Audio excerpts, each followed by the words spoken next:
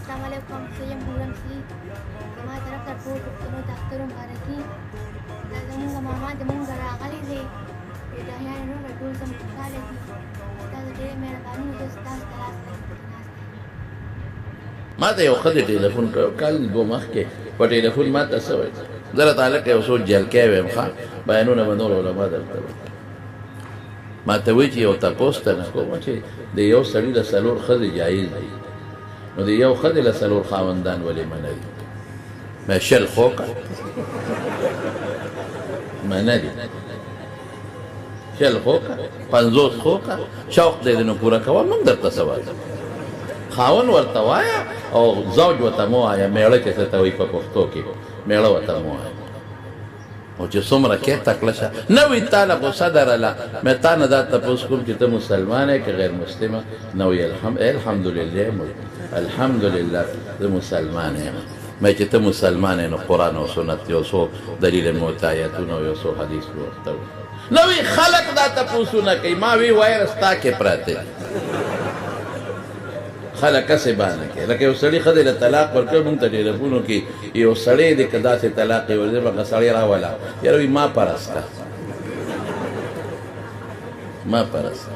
خو وایه دا باګړو بېغیرته چې ما طلاق ورکړی دی نو ته اوس پکې بل یادی بل پرس کې شیطانه وتېری ټستا چولی دی بل یادی دوه کسان او استنجا ته ناست وو چاردان ته نو هغه یو کس پکې باد لاړ اواز والا باد نو هغه ډېر هوښیار و نو بل ته وایي ورورې وایي چې اودس کوې نو جامې غونډوه غونډ مونډ کښې نو هغه وایي خدای دې بې خو بس ټیز دې مو اچو اوس یې په ما راغلی او وایي نه ټیز خو ما چولی دی هغه ما چولی زه خو شرم نه کوم بس انسان دی وځي باده خو هسې تا ته وایم چې غونډ مونډ کښېنه او جامې را غونډوه لکه شی په هغه ورتېد زما وروڼو بنیاد خبرې ته غوږ کېږدئ ما وی ښه درې جوابه در کوم یو خو دې دغه شو چې دا مې درته وویل د قرآن او سنت وخت لږ دی هغه دا تاسو ته معلوم دی علما الحمدلله او مې دویم دا دی چې د یو سړي څلور ښځې وي او بچی د څلورو ښځو نه پیدا شي پلار یې معلوم دی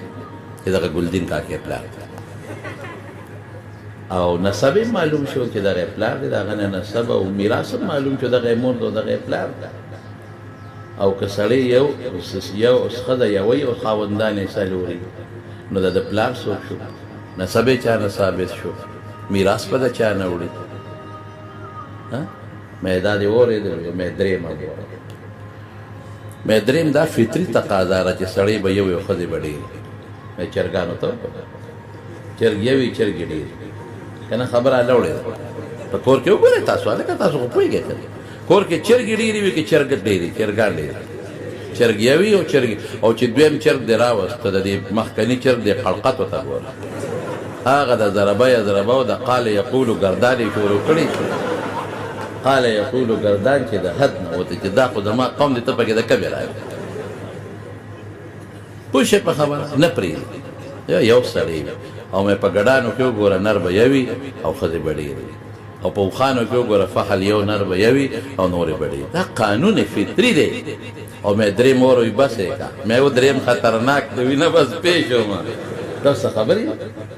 یو سړي د څلور ښځې نو یو ښځې له هم څلور مړونه بیخ دي د ښځې خو به دونه ډېرېږي رسول الله مبارک فرمایي چې د قیامت ته مخکې د یو سړي په سر به 50 ښځې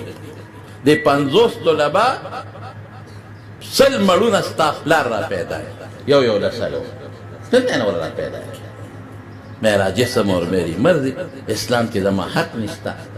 دا هغه انسان دی چې د نور ته وایي چې نور نشته اسلام چې کوم حق ښځو له ورکړه خو دا څه شی دی دا هم حقه زهر په دې ملک کې خورول دي کوم زهر چې انګریز خواره کړل نو په بر صغیر یې حمله وکړه او بیا فورا قبضه کړه او کوم زهر چې روس په دغه ملکونو کې چې دا کوم آزاد ریاستونه یې خواره کړل او د هغې نه پسې پکې قبضه وکړه حقه زهر دلته کې خورول غواړي پرده خطر